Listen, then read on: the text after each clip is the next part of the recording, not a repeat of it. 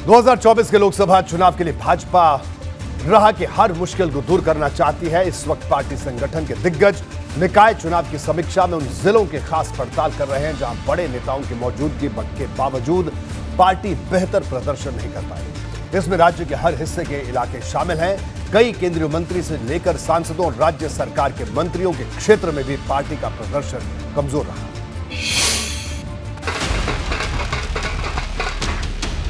UP में भाजपा भले ही निकाय चुनाव में सबसे आगे रही हो, भले ही विरोधियों पर नतीजे के अंतिम आंकड़ों में भारी पड़ी हो, लेकिन इस नतीजे का एक दूसरा पहलू भी है जो पार्टी के संगठन के दिग्गजों को चुभने वाला है।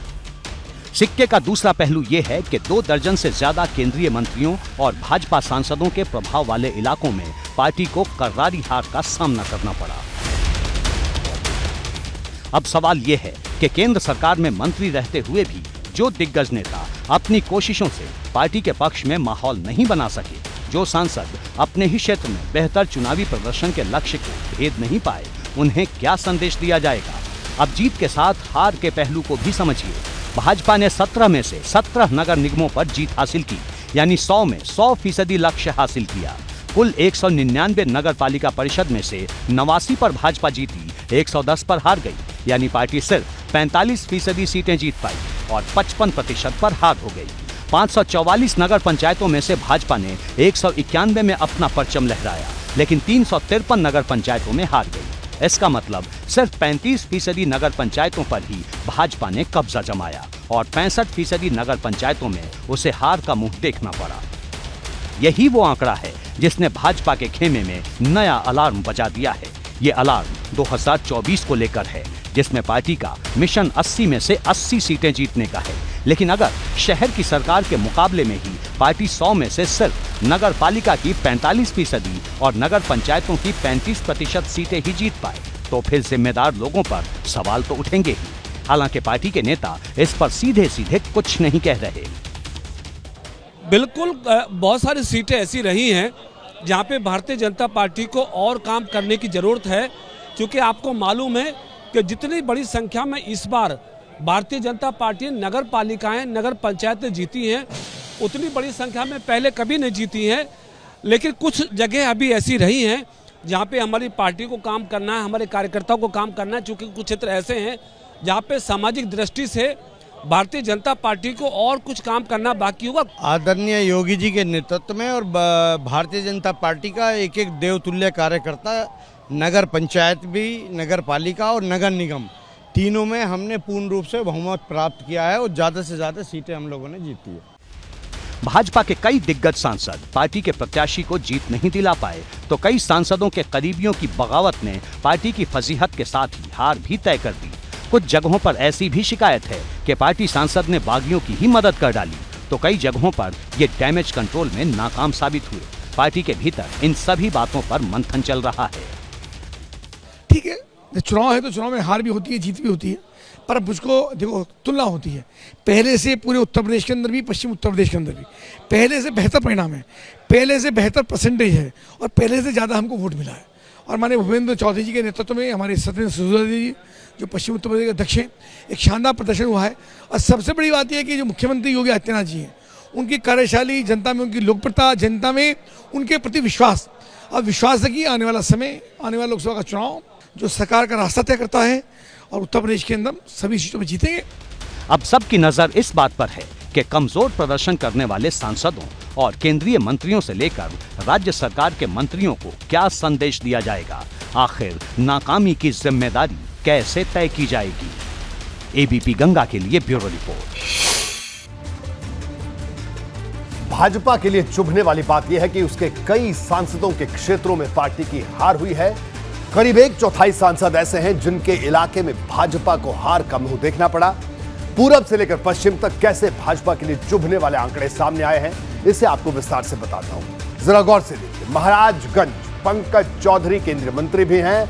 8 में से 5 नगर पंचायतों में हार हुई है महाराजगंज में। सभी 2 नगर पालिका परिषद पर हार का सामना पार्टी को करना पड़ा।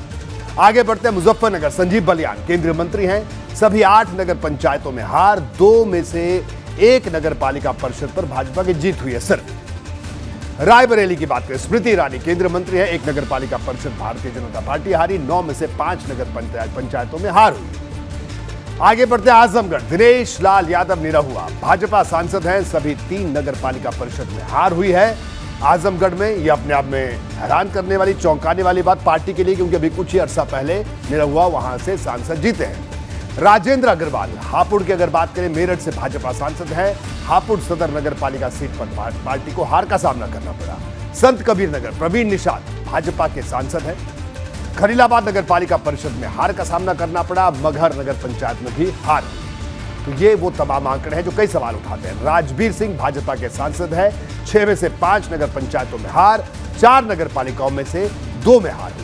बागपत की बात करें, डॉक्टर सतपाल सिंह भारतीय जनता पार्टी के सांसद हैं, सभी 6 नगर पंचायतों में हार। बागपत वही इलाका है जिसे जाट लैंड की राजनीति के लिहाज से बेहद महत्वपूर्ण माना जाता है।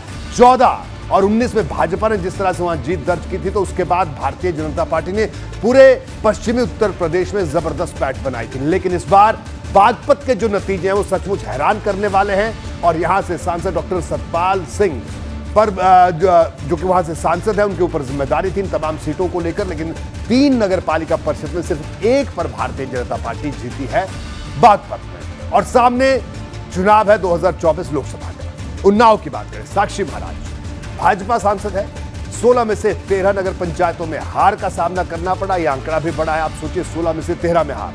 3 में से 2 नगर पालिका परिषद में हार का सामना पार्टी को करना पड़ा। इटावा रामशंकर कठेरिया भाजपा के सांसद है, इटावा से सभी 3 नगर पालिका परिषद में हार, सभी 3 नगर पंचायतों में भी हार का सामना करना पड़ा। फर्रुखाबाद मुकेश राजपूत भाजपा के सांसद है, 7 में से सिर्फ 5 नगर पंचायतों में हार, सभी 2 नगर पालिका परिषद में भी हार का सामना पार्टी को करना पड़ा। निकाय चुनाव में पश्चिमी यूपी के बागपत जिले में भाजपा को करारी हार से 2-4 होना पड़ा। यहां की 3 नगर पालिका और 6 नगर पंचायतों में पार्टी सिर्फ 1 नगर पालिका की सीट जीत पाई। अब पार्टी के बागपत के सांसद डॉक्टर सतपाल सिंह ने कहा है कि नतीजे के आने वाले चुनाव से जुड़कर नहीं देखा जा सकता और भाजपा हार की वजहों की समीक्षा। देखिए, एक तो मैं कहना चाहता हूँ, पहले तो ये जितने भी लोगों ने भारतीय जनता पार्टी को वोट दिया, मोदी जी योगी जी को वोट दिया, उन सबका मैं अभिनंदन करता हूँ, सबका मैं आभार व्यक्त करता हूँ। कई बार नीचे के स्तर पर, या मैं कहता हूँ हमारे जो नगर पंचायत है या नगर पालिका के स्तर पर, कई बार हमारे जो इलेक्शन हैं उनमें कई बार तो मैं तो इस मत का रहा हूँ कि हमारे नीचे के स्तर पर पार्टी को भी नहीं आना चाहिए जी। तो मुझे लगता है कुछ कई जगह ऐसा हुआ कि हमारी पार्टी के लोग जो हैं जगह जगह उनको टिकट नहीं मिला, क्योंकि कई लोग मांग रहे थे, वो बागी बन गए। कई जगह ऐसे वो हमारी पार्टी के लोग ही जीते हैं।